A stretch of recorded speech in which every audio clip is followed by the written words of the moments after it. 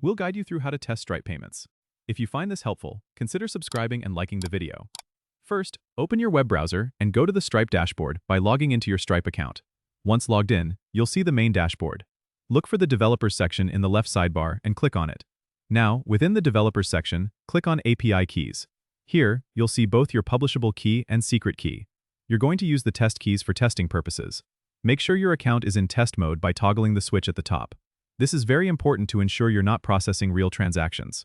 Next, you need to create a test payment. Go to the Payments section in the left sidebar. Here, click on Create a Payment, which will allow you to manually enter payment details. Use one of Stripe's test card numbers. For example, you can use the test card number 4242, 4242 42424242 with any valid future expiration date and any 3-digit CVC.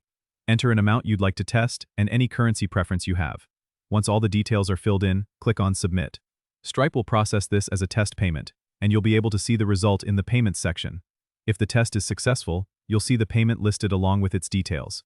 If you encounter any errors, double-check your test card details and ensure you're in test mode.